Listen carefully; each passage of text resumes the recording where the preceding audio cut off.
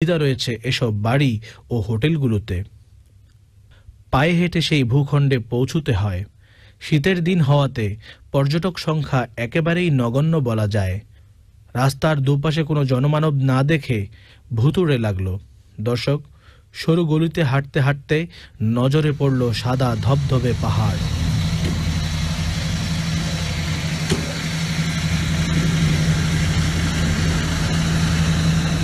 দেখে মনে হচ্ছে তুষারাবৃত এই পাহাড়, কিন্তু এটি সম্পূর্ণভাবে প্রাকৃতিক উষ্ণ জলের একমাত্র জলাধার।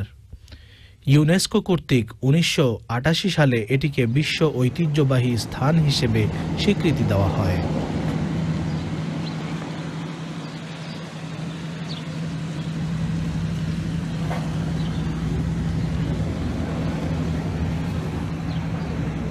পামুক্কালে ম্যান্দিরিস নদীর উপত্যকায় অবস্থিত এবং এই এলাকায় আবহাওয়া অধিকাংশ সময় নাতিশীতোষ্ণ অবস্থা বিরাজ করে।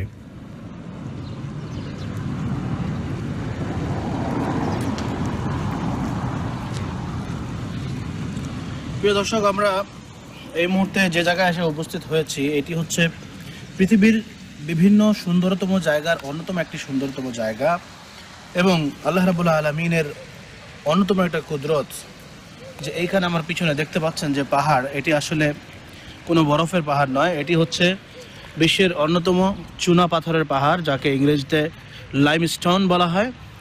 সেই চুনা পাথরের পাহাড়, এটার আরেকটি বৈশিষ্ট্য হচ্ছে যে এই পাহাড়ে একটা ঝর্ণা রয়েছে। সেই ঝর্ণাটির বৈশিষ্ট্য সবসময় এটি গরম পানি উদ্গীরণ করে থাকে। এই ঝর্ণায় বিদেশিরা এসে, পর্যটকরা এসে এখানে গোসল করে এবং এটির আরেকটি বৈশিষ্ট্য হচ্ছে যে কারো যদি চর্মরোগ থাকে, শরীরে চুলকানি থাকে, এই ঝর্ণার পানি দিয়ে গোসল করার ফলে ঝর্ণার পানি একটু লবণাক্ত, সেই লবণাক্ততার কারণে তার সেই চুলকানির রোগ সেরে যায়। চলুন আপনাদেরকে সেই ঝর্ণা এবং এই পাহাড়ের উপরে আরেকটি সভ্যতা রয়েছে, সেই সভ্যতা আপনাদেরকে দেখিয়ে দিয়ে আসি।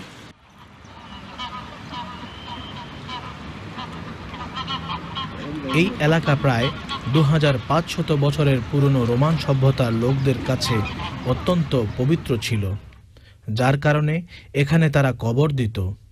আমরা সেখানে টিকিট কেটে খালি পায়ে উঠলাম, কারণ জুতো পায়ে উঠলে সাদা ধবধবে এই চুনাপাথর ময়লা হয়ে যাবে জুতোর ময়লায়। দর্শক, ক্যালসিয়ামের এই পাহাড়ে জুতা খুলে উঠতে পায়ের তলার অবস্থা দফারফা হচ্ছিল। প্রিয় দর্শক মণ্ডলী, এই চুনা পাহাড়ের পাথরে এখানে সাইনবোর্ড দেওয়া আছে খালি পায়ে ঢোকার নিয়ম, যার কারণে আমাদের জুতা খুলে ফেলতে হলো। এখানকার পানি নর্মালি আছে, অতটা ঠান্ডাও না, অতটা গরমও না, তবে যেখান থেকে পানিটা বের হচ্ছে, যে মূল ঝর্ণা, সেখানকার পানি হচ্ছে অত্যন্ত গরম। চলুন আমরা সামনে আগাই।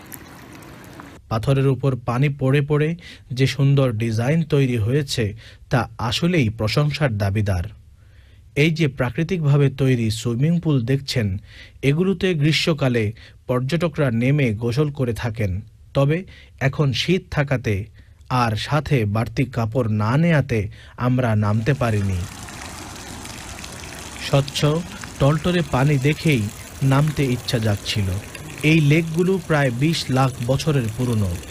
বহু বছর আগে এখানে প্রবল ভূমিকম্প হয়, এতে করে মাটিতে অনেক ফাটলের সৃষ্টি হয় এবং সেই ফাটল দিয়ে মাটির নিচে থাকা ক্যালসিয়াম কার্বনেট ভর্তি গরম পানি উপরে উঠে আসে এবং জমা হতে শুরু করে। কিন্তু পানি গরম হলে বাষ্প হয়ে যায়, সেই পানিও বাষ্প হয়ে গেল, থেকে গেল শুধুই ক্যালসিয়াম কার্বনেট। দর্শক মণ্ডলী, দেখতে পাচ্ছেন সেই ঝর্ণা থেকে পানি গড়িয়ে গড়িয়ে এই চুনা পাথরের উপর দিক থেকে পড়ছে। সেই পানির তোড়ের কারণে এই চুনা পাথরে মাছের আঁশের মতো সুন্দর নকশার সৃষ্টি হয়েছে।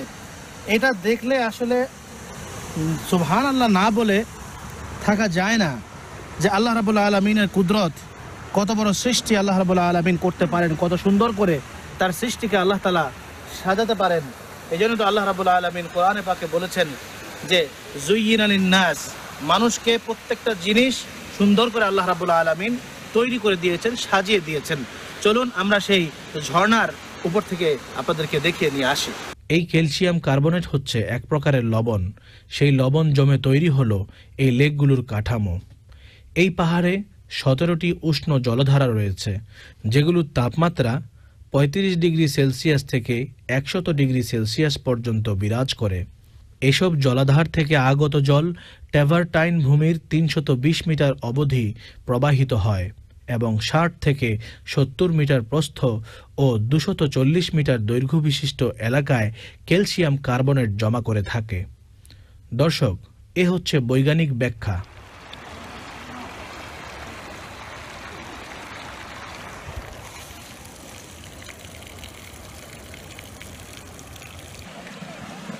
আপনাদেরকে সেই জলাধারের একটি মুখে নিয়ে দেখাচ্ছি। দর্শক মণ্ডলী, যে গরম পানির ঝর্ণার কথা বলেছিলাম, এটাই হচ্ছে সেই গরম পানির ঝর্ণার মূল উৎস।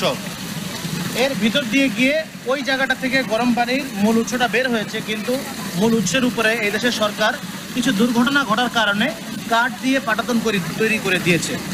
আর আপনারা দেখতে পাচ্ছেন সেখান থেকে গরম পানি বেয়ে নালা দিয়ে এখান থেকে বের হচ্ছে। এই গরম পানি সারা পাহাড় জুড়ে বেয়ে গিয়ে নিচে সেই হ্রদে গিয়ে জমা হয়।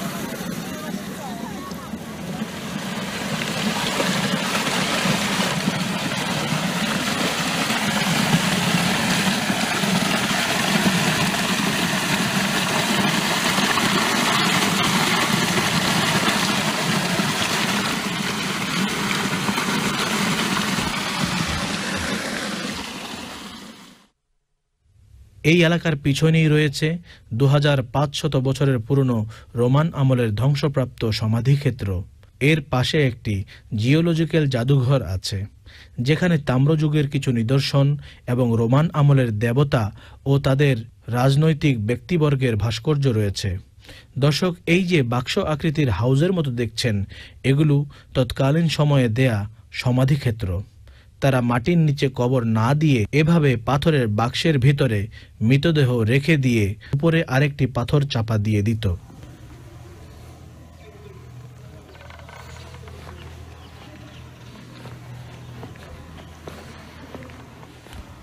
মহান আল্লাহ রাব্বুল আলামিন পৃথিবীর বুকে এ ধরনের কুদরত অসংখ্য রেখে দিয়েছেন। এমনকি কোথাও এমন রয়েছে গরম পানির সাথে ঠান্ডা পানি মিশছে না, সাদা পানির সাথে কালো পানি মিশছে না। এটি হচ্ছে তেমনই একটি কুদরতি জায়গা, যেখানে আসলে আল্লাহ রাব্বুল আলামিনের কুদরত সম্পর্কে সম্যক ধারণা পাওয়া যায়। তাই প্রিয় দর্শক, আমরা আল্লাহ রাব্বুল আলামিনের এই কুদরত দেখে এবং আপনাদেরকে দেখিয়ে ফিরে চলি অন্য আরেকটি গন্তব্যের উদ্দেশ্যে।